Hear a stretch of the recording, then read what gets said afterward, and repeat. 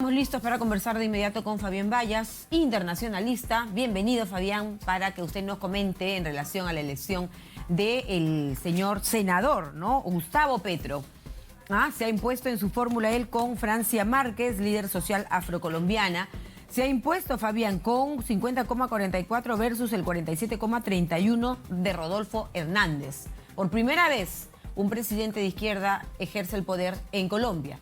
Según lo que han dicho los analistas del país, con una sed de cambios en el país, ¿cuáles serían aquellos?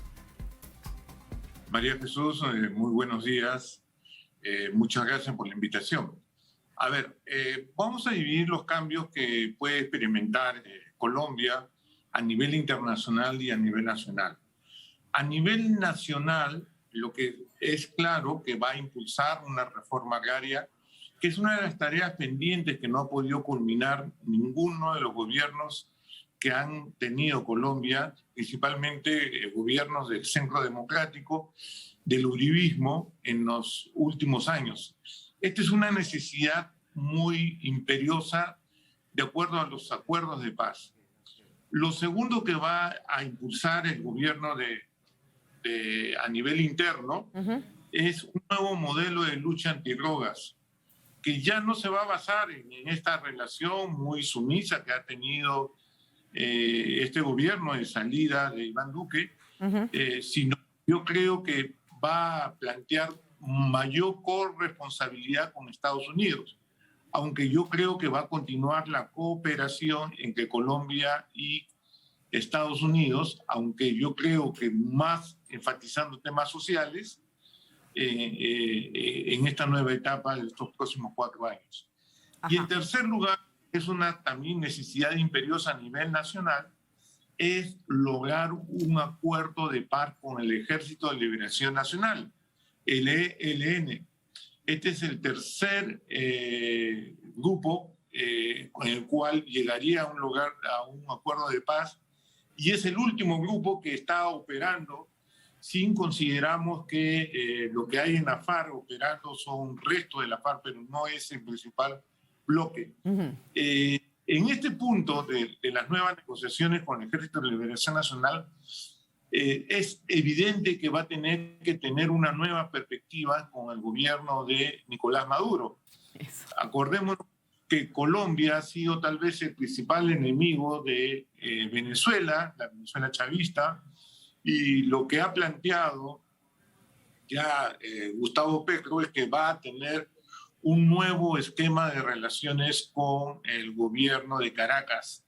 Y esto va a significar como un reconocimiento del gobierno de Venezuela como un gobierno democrático, para algunos discutible, pero le va a ayudar mucho en todo lo que es su política nacional, ¿no? Sobre todo porque podría convertirse Venezuela, y yo creo que eso aspira Pedro, al garante de lograr un acuerdo de paz con Venezuela.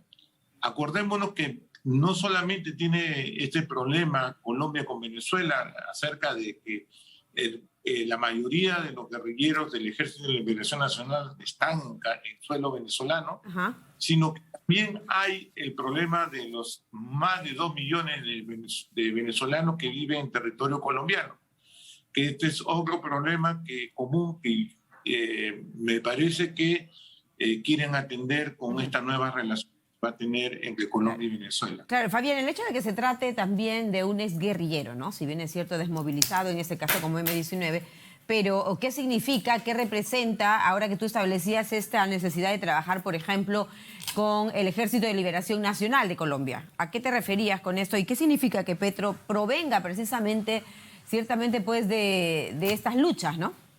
Entre comillas. Claro. Petro proviene como guerrillero del 2019, es uno de los primeros grupos que se integró a la sociedad, pero tiene ese poder simbólico de haber sido un guerrillero, como lo tuvo en su momento Pepe Mujica en Uruguay, cuando fue presidente, ¿no? Y yo creo que le da un tremendo poder simbólico para poder ser una persona con esta legitimidad necesaria que pueda negociar con el gobierno, con grupos guerrilleros y específicamente con el Ejército Nacional. Le reitero, el único grupo que queda en Colombia dentro de las guerrillas. Claro, además, Fabián, que recordamos que en el caso del señor Petro, ¿no?, el flamante presidente, ¿no?, él es aparte senador, ha sido alcalde de Bogotá, conoce el tema público, sin duda, pero daría la impresión que digamos que la transición de Duque a Petro, ¿en qué tendría que consistir? ¿Cómo la ves tú, dado que él ha ganado la elección en un país, pero tampoco es digamos, un resultado categorísimo, digámoslo así, ¿no? Me parece incluso que podríamos hacer ciertamente un símil con el Perú, en el que se gana la elección por poco tramo. Sí, no solamente eso, ¿no? A ver, yo creo que yo lo proyectaría de la siguiente manera. Correcto. Colombia es un país democrático. El haber ganado las elecciones va a darle la dirección del Poder Ejecutivo. Pero hay que recordar que el Poder Legislativo no lo tiene el pacto histórico, que es el partido de Petro. Va a ser dominado por los partidos de derecha. Centro Democrático, Partido Conservador, Partido Liberal, van a dominar ampliamente el poder legislativo. La cantidad de senadores y diputados que tienen, aproximadamente el 14% de senadores, el pacto histórico, y a nivel de diputados 16%. Es muy poco que lo que va a tener Petro de apoyo incondicional en el poder legislativo, y eso lo va a impulsar a tener que negociar con otro tipo de partidos para poder conseguir los objetivos de gobierno. Entonces, hay que recordar que en Colombia está distribuido el poder en general. Y también una cosa bien importante, la izquierda de Petro no se inscribe dentro de la izquierda del socialismo del siglo XXI. Se inscribe dentro de una nueva izquierda post-pandémica, vamos a decirlo así. Correcto. Donde agrupa, por ejemplo, junto con Boric en Chile, en cierta manera, aunque era previo a la pandemia, la elección de Andrés Manuel López Obrador en México, una izquierda mucho más pragmática. ¿Moderna? Más moderna en el sentido que sabe la importancia del comercio y sabe la importancia que tiene Estados Unidos en la región. No va a ser una izquierda pro-soviética o pro-china, eso correcto, desterrado. Simplemente historia, sí. Claro. Va a ser una izquierda donde va a enfatizar temas sociales, va a buscar el multilateralismo en el mundo y apuesta por un mundo multipolar, ¿no? Yo creo que hay que diferenciar mucho con la izquierda chavista, que en esta parte pragmática, hasta Alberto Fernández en Argentina se ha arrimado a esta parte pragmática. Claro.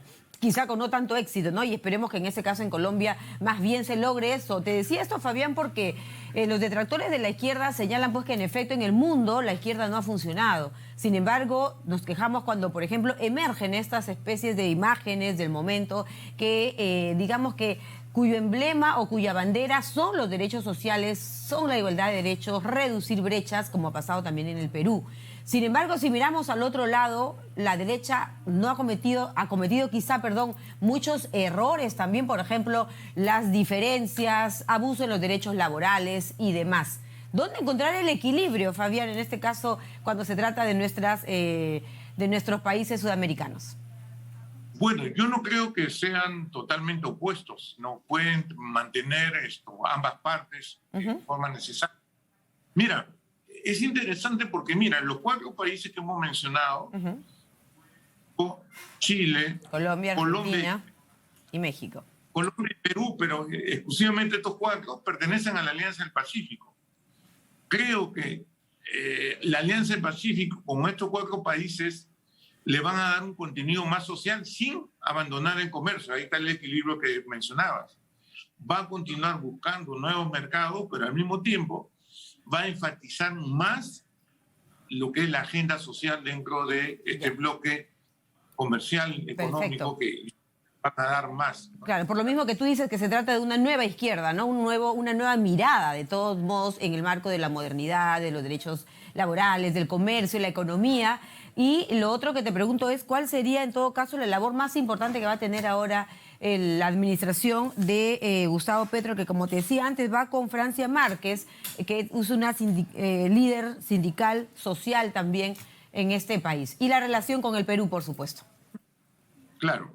Ahora, Francia Márquez, un pequeño comentario, tiene la representación no solamente de ser mujer, sino pertenecer a minoría que la sociedad colombiana había marginado, como es la minoría afrocolombiana, ¿no? Ahora, ¿cuál es la tarea más importante que va a tener el nuevo presidente? Creo que los acuerdos de paz con el Ejército de Liberación Nacional. Si soluciona este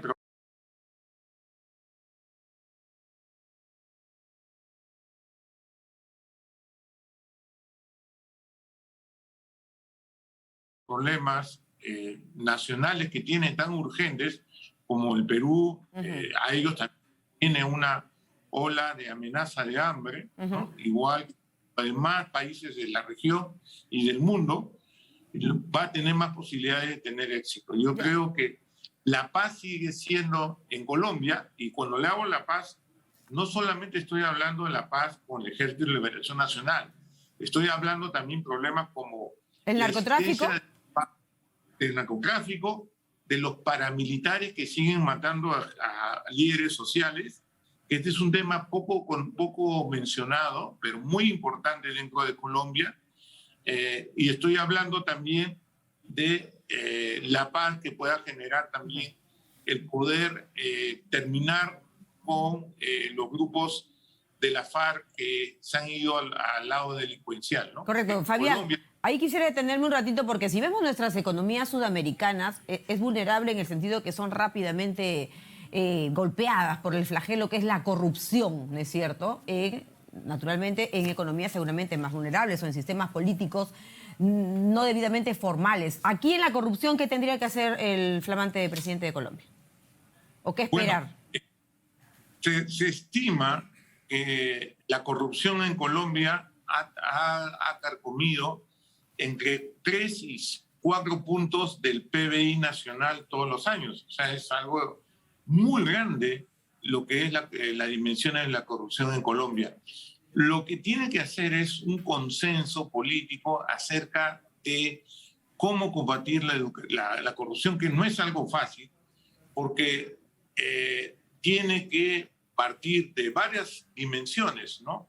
La dimensión institucional, el crear contrapesos necesarios dentro de los poderes de turno, el poder de la fiscalía, darle mayores poderes y darle mejores leyes y más infraestructura para poder perseguir al crimen dentro de la administración pública. También la educación, no nos olvidemos, y sobre todo la transparencia de los partidos políticos que, como todos los partidos en general en América Latina, se sienten muy resentidos con esta etapa de la pandemia. Perfecto. Que nos ha minimizado, ¿no? Los partidos tradicionales. Creo que eso es en general la gran tarea para poder combatir la corrupción en el nuevo presidente. Muy bien, Fabián. Gracias por la interpretación, esta lectura que le das, Fabián. Gracias por estar con nosotros en Noticias Mañana, analizando los resultados de las elecciones en Colombia, que, como sabemos, es un periodo presidencial de 4 años. Muy amable.